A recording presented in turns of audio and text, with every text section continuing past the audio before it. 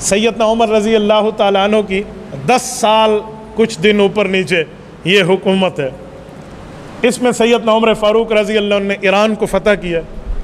حضرت عمر فاروق رضی اللہ عنہ نے کیسر و کسریٰ کی سلطنت کو پایا، تخت سے ایسے اڑایا جیسے اڑانے کا حق تھا، اور کئی معاملات میں یہ بات طے کی ہے۔ جب ایران فتح کرنے کے لیے حضرت عمر رضی اللہ عنہ کی طرف سے صحابی حضرت سعد بن ابی وقاص گئے تھے رضی اللہ عنہ، تو انہوں نے ایک کمانڈر شاہ ایران کے پاس بھیجا تھا، تو اس نے مٹی سے بھرا ہوا ٹوکرا حضرت سعد کے دیے ہوئے نمائندے کے سر پہ رکھ کے بھیج دیا کہ میں نے تمہارے منہ میں نعوذ باللہ خاک ڈالی ہے۔ تو حضرت عمر تک جب یہ بات ہے تو انہوں نے فرمایا ڈرنے کی بات نہیں ہے، اس نے ٹوکرے میں رکھ کے اپنی زمین ہمارے قبضے میں دی ہے۔ اور جب صحابہ کرام گئے تھے نا اور دریائے دجلہ کو کراس کر رہے تھے، تو ایک صحابی کا پیالہ جس سے وہ پانی پیتے تھے دریائے دجلہ کی موجوں میں گر گیا، تو اس نے دریائے دجلہ کو مخاطب کر کے کہا کہ مجھے میرا پانی کا یہ پیالہ واپس کر، میں رسول اللہ کا غلام ہوں، تو پیالہ اس نے واپس کر دیا تھا۔ یہ جو علامہ اقبال رحمۃ اللہ علیہ نے اپنے شعر میں کہا ہے نا کہ دشت تو دشت صحرا بھی نہ چھوڑے ہم نے، باہر ظلمات میں دوڑا دیے گھوڑے ہم نے، یہ گھوڑے اسی دور میں دوڑے تھے، یہ گھوڑے نہیں اونٹ دوڑے ہیں۔ آپ مجھے بتائیں اونٹ پانی پہ کہاں چلتا ہے؟ صحابہ کرام کی روایات موجود ہیں حیات الصحابہ میں، کہا کہ حضرت علامہ بن حضر من فرماتے ہیں کہ ہمارے اونٹ کے تلووں کو پانی نے نہیں چھوا تھا، ہم ایسے گئے تھے۔ اور جب صحابہ کرام یہاں سے گزر کے گئے نا تو ایرانی رو کر کہنے لگے دیوان آمدند، یہ انسان نہیں، یہ تو دیو آ گئے ہیں، یہ تو پہاڑ کو اور پانی کو بھی کچھ نہیں سمجھتے۔ سیدنا عمر کی طاقت کو ایک لفظ میں اگر بیان کرنا ہو تو یوں کریں کہ بیت المقدس کو آج ہم 1.5 ارب مسلمان آزاد نہیں کر سکتے، حضرت عمر نے اکیلے اس کو فتح کیا تھا۔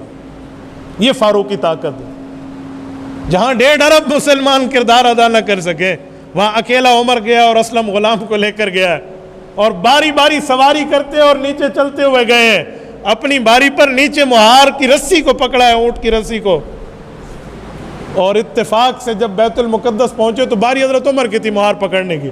غلام نے کہا حضرت ادھر مجھے پکڑنے، دیکھا جی نہیں، انصاف ہوتا ہے۔ تو آپ خود اندازہ لگائیں کہ اس شخص کی ساتھ اللہ رب العزت کی مدد اور نصرت کا عالم کیا ہوگا۔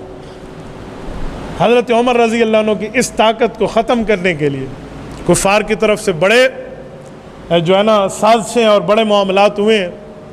حضرت عمر سے ملاقات کرنے کے لیے کفار کے وفد آتے تھے۔ ایک بار کیسر روم کی طرف سے ایک وفد آیا، تو ان میں بڑے آدمی نے آ کر جو ان کا نمائندہ تھا صحابہ کرام سے پوچھا کہ تمہارا بادشاہ کہاں ہے؟ انہوں نے کہا جی ہمارا کوئی بادشاہ نہیں، ہمارا امیر المؤمنین ہے۔ کہا اس کا محل کہاں ہے؟ کہا کوئی محل نہیں، مسجد نبوی میں جا کر دیکھ لیں۔ مسجد نبوی کے کونے میں دیکھتے تو حضرت عمر فاروق کے سر کے نیچے ایک پتھر ہے اور آرام سے لیٹے ہوئے۔ آپ بتائیں 22 لاکھ مربع میل کا حکمران ہو اور یوں آرام سے سویا ہوا، کبھی اپنے آپ کو حکمران نہیں سمجھا۔ رات کو قافلوں کے جا کر رکھوالی کیا کرتے تھے کہ شہر میں کوئی قافلہ داخل ہوتا تو حضرت عمر رضی اللہ عنہ پہلے اس کی نگرانی کے لیے جاتے۔ غلام اسلم نام ہے، زید بن اسلم رضی اللہ عنہ تابعی ہیں، ان کے والد ہیں۔ یہ فرماتے ہیں میں ساتھ تھا، ایک جگہ حضرت عمر رضی اللہ عنہ گئے تو ایک خاتون کے بچے رو رہے تھے، اور اس خاتون کے پاس حضرت عمر گئے تو وہ خاتون کچھ دیگچی میں پکا رہی ہے۔ کچھ ٹائم گزرنے کے بعد اس عورت سے پوچھا کہ کیا پکا رہی ہو؟ انہوں نے کہا جی کچھ نہیں پکا رہی۔ کہا پھر آگ کیوں جلائی ہوئی ہے؟ تو انہوں نے کہا جی آگ جلا کر پانی گرم کر رہی ہوں بچے تاکہ رو رو کے سو جائیں۔ کہا ہم مسافر ہیں، ہم نے صبح اس شہر میں داخل ہونا ہے۔ اور وہاں اس نے ایک لفظ بولا کہ پتہ نہیں یہاں کے حکمرانوں کو ہمارے بارے میں کوئی علم نہیں ہوگا، اور حضرت عمر کا نام لیا۔ تو حضرت عمر رضی اللہ تعالیٰ عنہ نے اس عورت سے کہا کہ اللہ کی بندی، تیری اس حال کا علم امیر المؤمنین کو کیسے ہوگا؟ کوئی اطلاع بھجوائی کہ قافلہ آ رہا؟ واپس گئے، بیت المال سے بوری اٹھائی اور اپنے کندھے پہ رکھی۔ غلام کہنے لگے جی میرے کندھے پہ؟ کہ نہیں، قیامت میں میرا بوجھ تو نہیں اٹھائے گا۔ آئے ہیں یہاں، انہیں کھانا کھلایا ہے، پکایا ہے آگ کو۔ کہ جب آگ میں پھونک مارتے تھے نا تاکہ آگ زیادہ ہو تو اس کا دھواں حضرت عمر کی داڑھی سے نکلتا تھا۔ انہیں کھانا کھلایا بچوں کو اور کہا ادھر بیٹھ جاؤ کچھ ٹائم۔ اپنے غلام کے ساتھ کونے میں بیٹھ گئے، کامل مومن کھانا تو دے دیا, صبح آ جائیں گے دربار میں, ان کے مسئلے کو حل کر لیا جائے گا, اٹھیں چلیں, کہ نہیں کچھ ٹائم بیٹھنے دیں.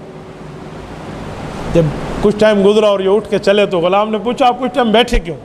یار دل کی تسلی کے لیے. کہ کیا دل کی تسلی؟ کہ ان بچوں کو روتے دیکھا تھا, ہنستا بھی تو دیکھ لو نا, ان کو روتے دیکھا, ان کے چہرے پر مسکراہٹ تو دیکھ لو. تبارك الذي نزل الفرقان على عبده ليكون للعالمين نذيرا.